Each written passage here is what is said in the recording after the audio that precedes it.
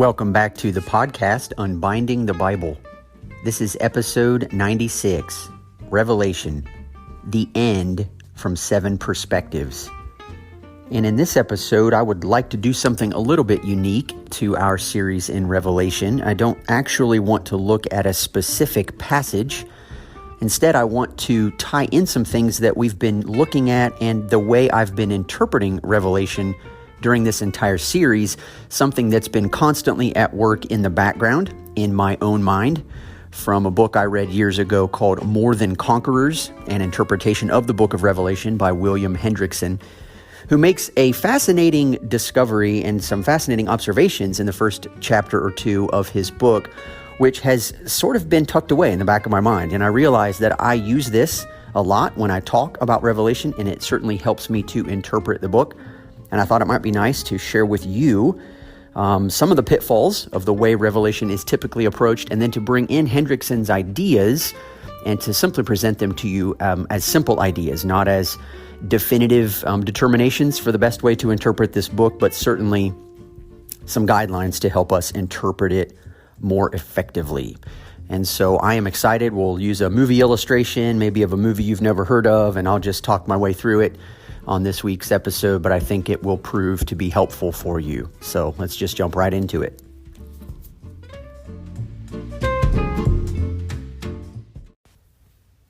As we begin this week's episode, I did want to point out for those who have been following along with this podcast since its inception, which was September 20th of 2018, you do realize that we are rapidly approaching 2 full years of Unbinding the Bible. And that's exciting to me. And that's exciting, I know, for many of you who have been listening on this whole way. We're on episode 96. I have actually done more than 100 episodes. Some of them, like the By the Book episode, aren't actually numbered, and neither are some of the bonus episodes. But besides all that, it's been quite a lot of fun, and I really had no idea we'd be in Revelation even after a year, or still in Revelation a year later. So anyways, it's proven to be a lot of fun for me, just to work out a lot of my own thoughts. And that's kind of what I wanted to do on this episode as well. As I shared in the introduction, I don't really have a theme, passage rather, to talk about, but I wanted to sort of talk about a theme. And that is something that like I said, is sort of tucked away in the background of my mind, but I don't often think about talking about it too much. And so I just wanted to present it with you, to you today, rather, and just to let you understand. One of the points that Hendrickson points out in his book is that he talks about what he calls parallel sections of the book of Revelation. And we've alluded to this numerous times, but the way Hendrickson actually breaks it down is he is not imagining these kinds of things, and I think it would be okay to disagree with him here. I don't know that this is ironclad proof of exactly the way John intended for this book to work, but there's certainly some major coincidences, if we want to look at them in that way, that I do think help us to understand the book a little bit better. But Hendrickson recognizes that John is a lover of the number 7, and John uses sevens all the time. He uses the number 28 a lot in reference to the lamb. In fact, the word lamb appears 28 times in the book, which we know is just 7 times 4, and the lamb's completed work of the number 7 times 4, which is his work for all of the nations, every tribe, language, people, and nation, as is often repeated in that fourfold way throughout Revelation. But Hendrickson noticed that the book itself, the 22 chapters that make up the book, are also broken down, in a sense, in 7 sections. And they're sections that have coherence within themselves and that actually tell the same story, but from different angles or from different perspectives. And the passage that's most familiar to most people in Revelation would be the first section, and that is simply Christ in the midst of his lampstands, which we looked at the beginning, chapters 1, 2, and 3. In fact, it's such a familiar part to us that we oftentimes think, if those who hold to a rapture of the church or believe that, these events described in Revelation are happening at a time when we're no longer around, that typically stems from a couple reasons. The first is that people are familiar with the first few chapters. It sounds similar to us, like it sounds like a letter Paul might have written to a church, or James or John might have written a letter to a church. And so those sound familiar to us. Some of the things we start to see in chapters 4, 5, 6, and 7 seem otherworldly, and so we imagine that that's just what they are. They're happening in the future sometime later. But another reason why we tend to do this is because when we read Revelation, many people assume that chronological order is what John would have most certainly been concerned with, and is therefore giving us a chronological ordering of events as they are going to occur. And without going into a lot of detail, I hope you realize by now that I don't read Revelation that way, and I don't think it's meant to be read that way. In fact, what you'll notice and have noticed if you've listened in the series is that I feel very comfortable going forward in the book, going backwards in the book, helping certain terms we read and heard about earlier in the book, interpreting the ones we read about later, and then what we hear explained later, going back to give us interpretations of what's come before and after happening in terms of the way in which we read the book, but not before and after in terms of what actually will happen before or after something else. And I think Hendrickson points this out in a great way, because he's showing us that what's happening in these sections they're just parallel with one another. They're happening, but in greater intensity. And so he breaks the book down into 7 sections, and he simply says Christ in the midst of his lampstands. That's chapters 1, 2, and 3. You then have the vision of heaven and the seals, chapters 4 through 7. You have in chapters 8 through 11, the 7 trumpets. You have in chapters 12 to 14, which we just finished in the book, looking at in the podcast, you have the persecuting dragon. Then in chapters 15 and 16, you have the 7 bowls. Chapters 17 to 19, you have the fall of Babylon. In chapter 20 to 22, you have the great consummation. So let me repeat those just in quicker form. You have Christ in the midst of his lampstands. You have the vision of heaven and the seals, the 7 trumpets, the persecuting dragon, the 7 bowls, the fall of Babylon, and the great consummation. And what's stunning about what Hendrickson is pointing out is that he talks about these sections as not only being parallel, but in a very strong sense overlapping with one another. And it might help you to think about it in terms of many people know about the Chinese nesting dolls. You might see some at your grandparents' house, or you might see some in an antique store. You might have some in your own house where you've got this little round-shaped figure that's like an oblong shape, and it's all painted and decorative. And if you pull it off in the middle, there'll be a separation, kind of like an Easter egg idea, but you pull it off, and there's another smaller nesting doll that looks the same, only it's slightly smaller, fitting inside the first one. And then if you pull that one in half, you find another one smaller on the inside. If you can imagine Revelation doing that, except in reverse.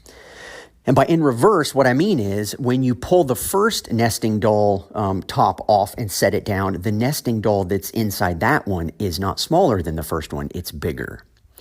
And the more you go into the middle, the deeper you go, the more intense things get, until the end where the full expression of everything glorious has finally been revealed. And we see this, I think the easiest way to make sense of this is to realize that even when we read the first few chapters of the book, we read this section of Christ in the midst of his lampstands, and each of the addresses to the churches addresses Christ as he is in the midst of his lampstands. We know he gives us a description of himself, which we know then from chapters 4 to 7 is ultimately who Jesus is and who he's revealed to be in later on in the book. Well, then you have the announcement of the way people are living or choosing to live, and whether that's working out well. Sometimes that's a result of the beast's activity in the world that is encouraging or discouraging the church from witnessing well, or encouraging them to cave in their faithful witness to him. But then you have a promise to those who are going to conquer, and you also sometimes have a rebuke of some things that are going to happen to these churches if they do not respond positively. And then you end each of the addresses to the 7 churches with a promise of what those who do conquer will receive or will experience as, like an eternal reward. And what's really interesting is if you walk through each of the letters in that way, you find that the book as a whole is the exact same mirror representation of what each of the 7 letters are in the way that you read them. The book as a whole starts with Christ in the midst of his lampstands, but then gives a vision of heaven and who this Christ really is, announcing the coming judgment of the Lord. It talks about the persecuting dragon. I mean, some of the letters to the churches straight up talk about, the throne of Satan. And we know that this is where you live and you need to be aware of this reality. And then the coming judgment of God for those who don't repent. Why is this important for the churches to hear? Well, because the bowls of God's wrath are coming in chapters 15 to 16, and eventually the Lord will judge Babylon, as we know he will do in chapters 17 to 19. And if any of the churches are caught up in that sin and waywardness and idolatry and consumerism and oppression or what have you, they will be judged as well. And then the final 3 chapters, the great consummation, the final 3 chapters of Revelation are mirror images of the very things that Jesus promises the faithful will receive if they in fact endure to the end. And a simple reading of Revelation would show you that in the last several chapters of the book, all of the promises that Jesus makes to the churches about what they will receive if they are faithful unto the end, they in fact receive. And the church is showered with the white robes and the white stone and the tree of life and all of these images that were painted for them in the first several chapters. And so at several episodes along the way, and I really, to be honest with you, can't remember which ones. I even looked back through some of my notes, and I have way too many notes to make sense of it all. But at some point in the podcast, I've referenced a few things that I think would be helpful. And one of the easiest to see is that in chapter 4, for instance, in this vision of heaven and the seals, we saw in verse 5 that from the throne came flashes of lightning and rumblings and peals of thunder. And we spent a lot of time talking about this is a manifestation. This is like a theophany. This is when the Lord's presence comes to bear on a situation. There's fire, there's lightning, there's thunder, what have you. Well, in chapter 8, when we are getting ready to talk about the 7th seal, we have this description in verse 5, which it comes up in the 3rd section, the 7 trumpets, chapters 8 through 11. We have this idea on the 7th seal of there were peals of thunder, rumblings, flashes of lightning, and an earthquake. Well, that's really interesting because the first 3 descriptors given on the 7th seal are identical to the ones that come from the throne. Only at the end of the 7th seal, an earthquake is added to the rumblings, the peals of thunder, and the flashes of lightning. And so it's like our nesting dolls again. The first image that we see in Revelation is of the throne in heaven. And then we open up that nesting doll and look inside that one. And what do we find? We find the same description, only bigger, and an earthquake has been added. And then when you come to the 7th trumpet, it says there were flashes of lightning. This is in Revelation 11:19. To the 7th trumpet, it says there were flashes of lightning, rumblings, peals of thunder, an earthquake, and heavy hail. Oh, well, there's the same 4 descriptions that we just got from the 7th seal, which shared the first 3 descriptions from the throne in heaven. But now in the 7th trumpet, we're adding a 5th element, and it involves heavy hail. Well, then you come to the 7th bowl.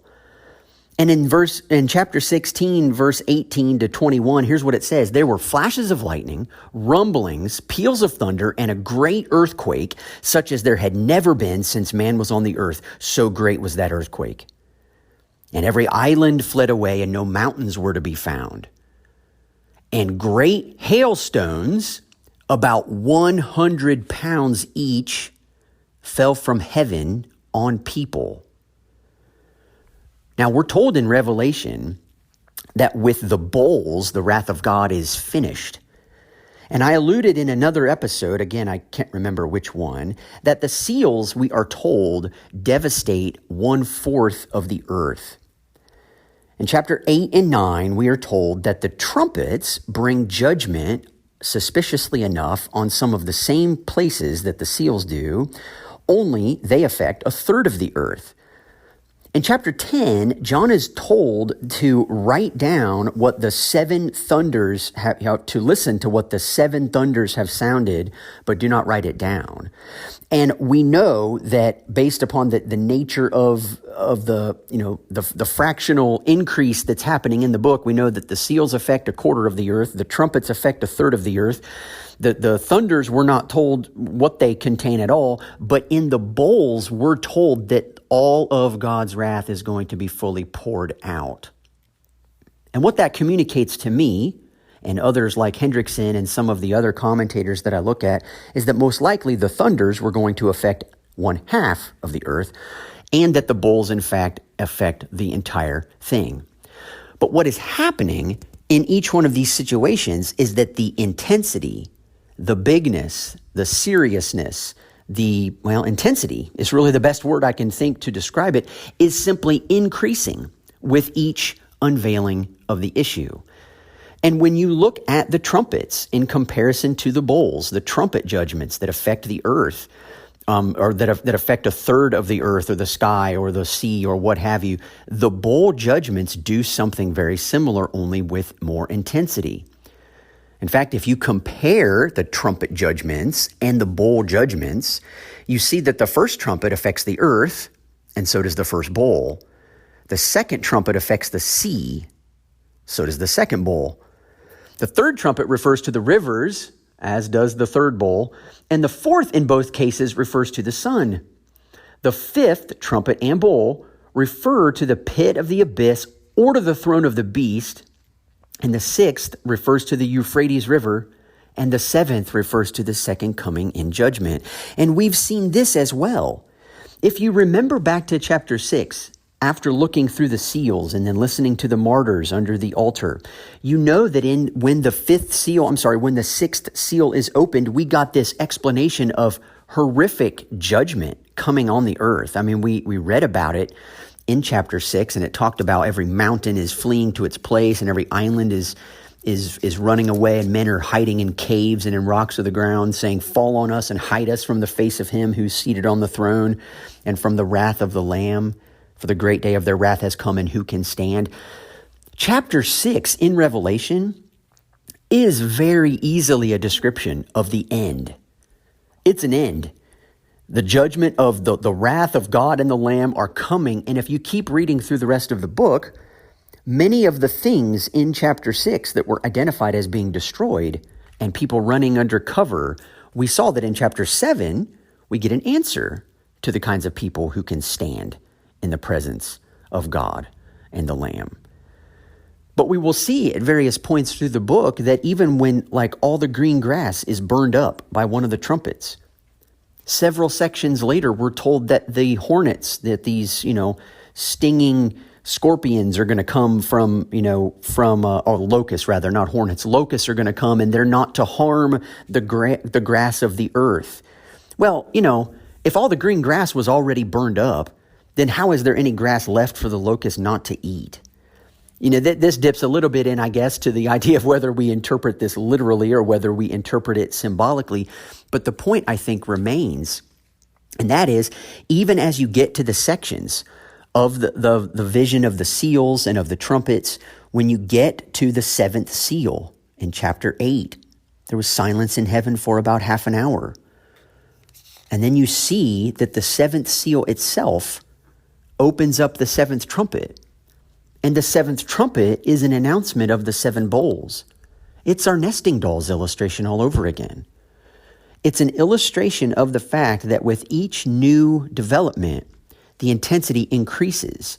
And the call for the church to be faithful in the midst of all of it, as we've seen particularly in chapter 11, was the call to realize what judgment alone cannot produce is the repentance of the nations. The church's faithful witness in the middle of that oppression is something that can convert the nations. And yet in the chapters that we are about ready to get into in the book of Revelation, namely chapters 15, 16, and 17, we're going to see very clearly that there still will come a point when not even the self-sacrificial witness of the church will be able to turn the hearts of the wicked. And so they will in fact face judgment. And it is precisely in that judgment being explained where John will take great pains to make sure that the church is not caught up on the wrong side of righteousness and on justice. It's important that we understand this. And so as I've been teaching through the book, I realize that I do this all the time. When I'm explaining what is happening with the persecuting dragon and the Christian story retold, I'm not looking at this as a futuristic moment. This is an explanation of why the churches in Revelation 1, 2, and 3 are sometimes under attack and sometimes believing that compromising their faith is the way to go. Well, that's simply Revelation 12 to 14 and revealing the dragon to us, and revealing who the dragon works behind, and that is the beast from the sea and the beast from the land. And then now this continual talk that we've been seeing repeatedly now of those who have the mark of the beast, we're going to continue to see that right on through chapters 15 and 16. We've got our basis now for why we're believing that this is true, but it helps to explain other sections of the book, not because those events will happen later, but simply because John is explaining them later. And right after we take a break, I'm going to give you a movie illustration, which I think might help to clear this up a little bit. Now, there is a movie that I came across, a handful of years ago. It's actually a movie from 2008 called Vantage Point, and it stars Dennis Quaid and Matthew Fox and several other actors. And I am not a movie critic. My two teenage boys would be the first to tell you that I'm not a movie critic. In fact, I'm deplorable at things like critiquing movies appropriately, apparently. And this particular movie, received a 34% on Rotten Tomatoes, which is, a way of critics judging movies. Although I will say that it got, like an 84% of people, liked the movie. So at least I'm in the 84%, even though I'm not a faithful critic. But all of that to say, this movie was a really fun one to me, and it relates a bit into what I'm talking about here. And so if you've seen the movie, you know what I'm talking about. If you haven't, let me give you just a brief synopsis. The movie itself is kind of an action thriller, and it's about an hour and a half long, but it's the U.S. president is speaking at an event in Spain, and there's some terrorist concerns that are happening, and along the way, terrorist event of sorts takes place and the president is shot. This is in the very opening scene of the movie. I mean, it jumps right in, and it sucks you in as the viewer. You just can't quite comprehend what this would do to the world scene if such a thing actually happened in the way that it is portrayed. But the movie itself is called Vantage Point because what happens at that opening scene is that you, as the viewer, are being drawn in to see this assassination on the president from a particular vantage point. And you're introduced briefly to several characters in the film. And then after a clip of just several minutes goes by, the video that you are watching on the television freeze frames, does this strange reversal where the explosion, things like a bomb had actually gone off after the assassination. Just there's a bunch of chaos and panic, and nobody knows what's going on, who's doing it, who's responsible, what should you be thinking right now. And the frame reverses itself, and then it replays all over again from the perspective of a different bystander. A CIA agent has his perspective. There's a man there who just has a camera and who's just excited to be there and taking everything in. There's a woman there with a small child, and they get separated for a minute in the hustle and bustle, and so you see it from the panicked mother's perspective. And the movie itself, while being an hour and a half long, is nothing more than 7 or maybe 8 different vantage points that you get. And as the movie goes on, you are piecing together with the investigators exactly what has happened, who's responsible, and how do they catch the criminal. And so what's really interesting about the movie is while it is an hour and a half long, the events of the movie take place in about a 2 to 3 minute time frame. Again, you've got a little bit of that backstory, but the event itself, the assassination, some bombs going off, some other things, I'll leave it to you to go rent the movie. It is fun. I found it enjoyable myself, even though my boys, rolled their eyes and told me that John Wick has better action or something to that effect. I'm not sure. But regardless, the movie itself doesn't take place over a long period of time, but each layer that is added onto the one that came before it clarifies the picture for the viewer. It clarifies reality for the viewer. And I'd like to submit today that it would be tremendously valuable for us to realize that the more perspectives we get on any one thing, the better our understanding of that reality might be.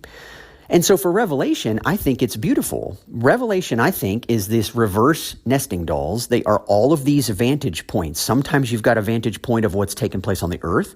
Sometimes you have a vantage point of what's taking place in the heavens. Sometimes the intensity of the Lord's coming is freaky to certain people, but it's a glorious, hope-filled day for others. Those are vantage points. And knowing who is telling their perspective as you read through the book is just as important as knowing what it is that they're trying to describe, because people can be terrified of the coming of God and of the Lamb, but there can be others who are going to be overjoyed when they see his coming. That's a very different perspective, but when taken together, they help us to fill out how it is that the Lord's coming can be both a blessing and seen as a potential curse, which is oftentimes how people view that. And so I think that movie is helpful. I mean, I guess I'm giving you a movie recommendation. I know I don't do that often. Maybe I should. But I think it's just helpful. It's helpful for you as you're reading the book to realize that the goal that John has in mind is not entirely chronological. Some things, the second trumpet may come after the first. I get it. But looking at where the trumpets are in relation to the seals, in relation to the bowls, and how the Lord is going to choose to judge, he's bringing judgment all through the book. Chapter 11 is another section like that in the book where you read it and you would think that is the end. And then all of the faithful are gathered around the Lamb and he's encouraging them by bringing them to springs of living water. I mean, that is a euphoric picture of what the end will be. It's just a smaller version of it than what Revelation 22 will describe.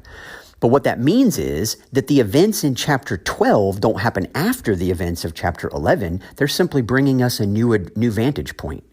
They're giving us now the big picture. We saw the church struggling against, the forces of men on earth in chapters 1 to 11. But now we're going to see that struggle is actually part of a much, much bigger and longer and more ancient struggle between the ways of God and the ways of Satan.